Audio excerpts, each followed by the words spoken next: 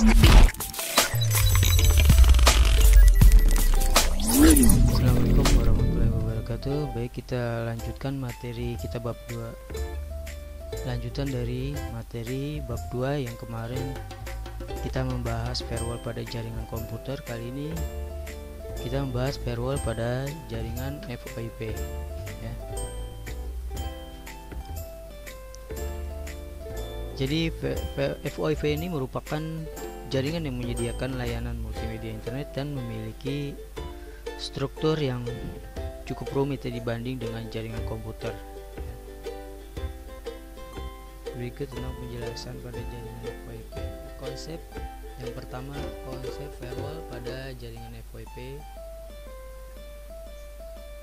Nah, segmentasi jaringan merupakan salah satu upaya mitigasi untuk mengurangi risiko terjadinya hacker. Nah, keamanan jaringan VoIP ini mencakup beberapa segmentasi jaringan. Ya, segmentasi yang tepat yaitu sebagai berikut. Yang pertama itu ada segmentasi network ya, network segmentation atau segmentasi jaringan.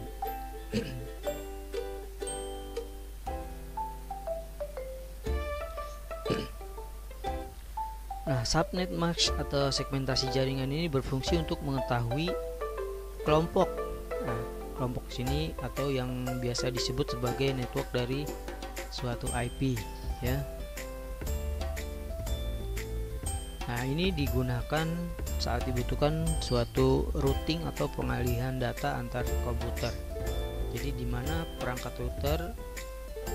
perangkat atau router dan komputernya akan memeriksa apakah IP tujuan berada di kelompok atau network yang sama ya.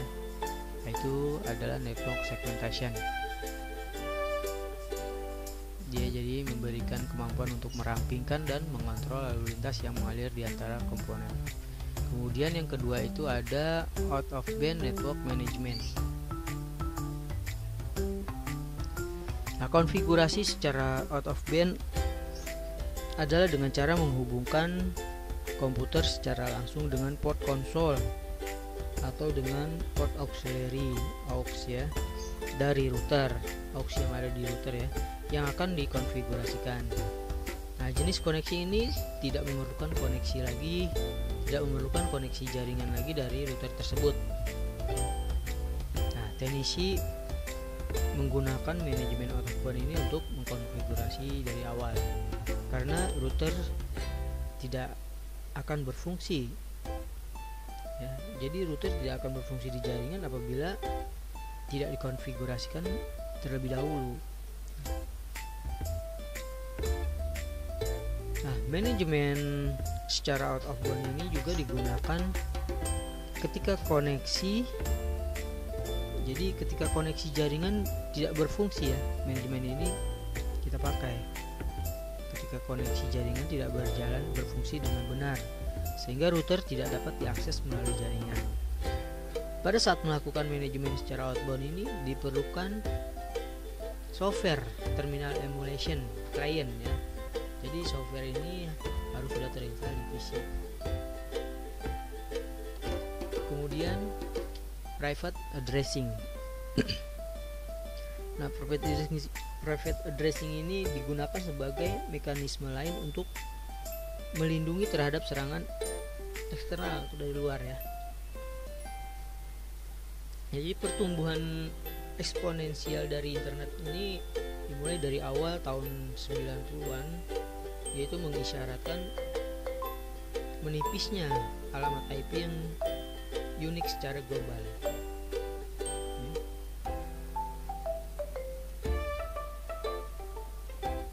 Alamat alokasi untuk private internet dalam upaya untuk mendorong organisasi untuk menggunakan alamat IP non-routable atau sistem yang tidak dimaksudkan untuk langsung terhubung ke internet. Jadi private addressing ini merupakan segmentasi jaringan atau suatu mekanisme yang digunakan untuk melindungi serangan dari luar. Lalu kita akan membahas Fungsi firewall pada jaringan FWP. Internet ini merupakan sebuah jaringan komputer yang sangat terbuka di dunia ya. Konsekuensinya yang harus ditanggung adalah tidak ada jaminan keamanan bagi jaringan yang terkait ke internet. Artinya, jika seorang administrator jaringan tidak hati-hati dalam mengatur sistemnya,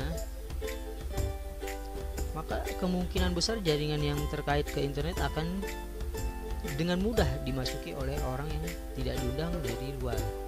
Nah, administrator jaringan yang bersangkutan lah yang bertugas untuk menekan risiko tersebut seminimal mungkin ya. Jadi pemilihan strategi dan kecakapan administrator jaringan ini akan sangat membedakan apakah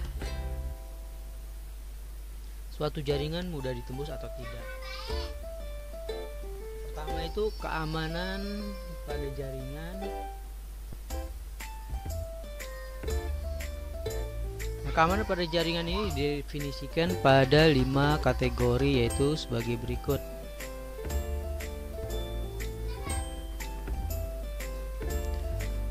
Yang pertama itu ada confidentiality, yaitu memberikan persyaratan bahwa informasi atau data bisa diakses oleh pihak yang memiliki wewenang saja.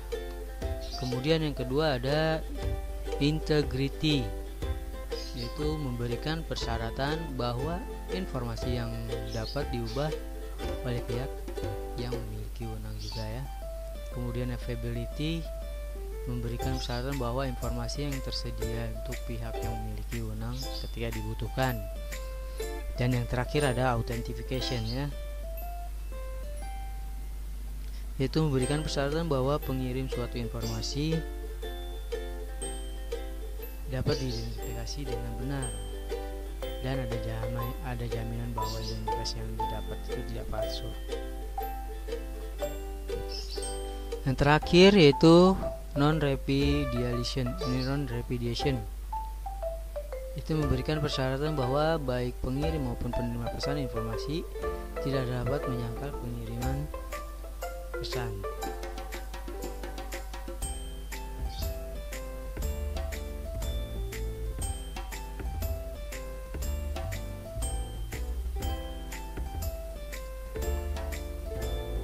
Kemudian mencegah gangguan sistem. Jadi dalam mencegah gangguan sistem ini ada 4 kategori utama bentuk gangguan pada sistem ya. Di sini ada bentuk-bentuk gangguan pada sistem. Yang pertama itu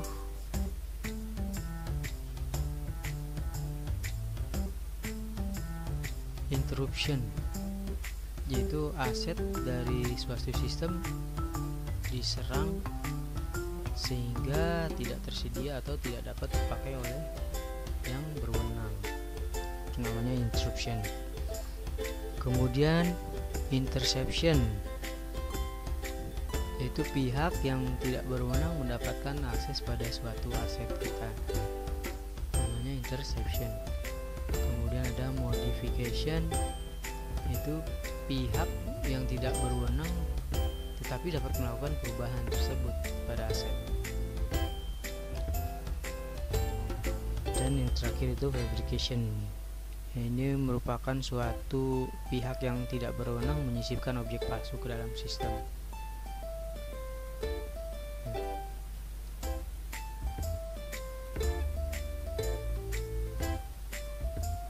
Nah, apa mencegah gangguan networking? Untuk mencegah gangguan networking, yang pertama itu ada hacking.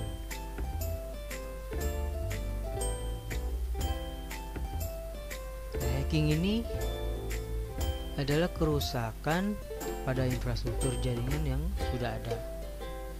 Jadi dia berupa pengerusakan pada infrastruktur jaringan yang sudah ada. Misalkan pengerusakan pada sistem dari suatu server.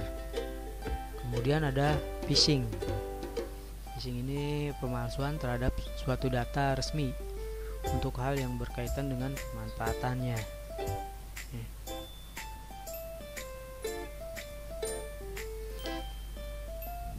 Kemudian ada deface ya, itu perubahan terhadap tampilan suatu website secara legal. Yang suka berubah tampilan website kita itu namanya gangguan deface. Kemudian yang terakhir itu ada gangguan carding. Carding itu pencurian data terhadap identitas perbankan seseorang. Misalkan pencurian nomor kartu kredit yang nantinya akan digunakan atau dimanfaatkan oleh orang tersebut saldo yang ada pada rekening kita untuk keperluan belanja online dan lain sebagainya. Nah, guna mengatur lalu lintas perpindahan data komputer dan internet, firewall dapat menggunakan salah satu atau gabungan dari dua metode. Metode tersebut yaitu metode paket filtering dan inspeksi successful. Yang pertama itu paket filtering. Jadi pada metode ini paket atau potongan kecil data dianalisa dan dibandingkan dengan filter. Nah, filter paket memiliki seperangkat aturan yang datang dengan tindakan menerima atau menolak yang dikonfigurasi atau dapat dikonfigurasi secara manual oleh administrator firewall. Jadi jika paket berhasil membuatnya melalui filter ini, maka diperbolehkan untuk mencapai tujuan, dan kalau tidak, ya paket tersebut akan dibuang ya.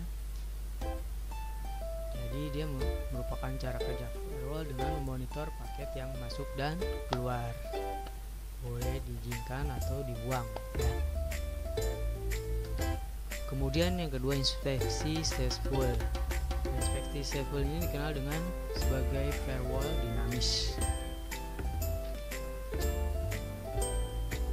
Inspeksi successful ini secara besar-besaran telah mengganti paket filtering pada firewall statis, hanya header dan paket yang dicek. Artinya seorang hacker dapat mengambil informasi melalui firewall dengan sederhana, yaitu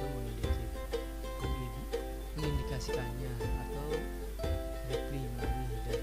Nah, sementara dengan firewall dinamis, sebuah paket dianalisis hingga ke dalam lapisan-lapisannya dengan cara merekam alamat IP dan juga nomor portnya, sehingga keamanannya lebih ketat dibandingkan dengan paket filtering. Ya. Baik, Bapak rasa bab 2 sampai di sini. Seperti biasa, tugas kalian yaitu membuat catatan di buku kalian, kemudian difoto dan kirimkan ke email tugassekolah.serikana@gmail.com dengan subjek nama _tugas catatan firewall pada jaringan komputer ya. Bapak akhiri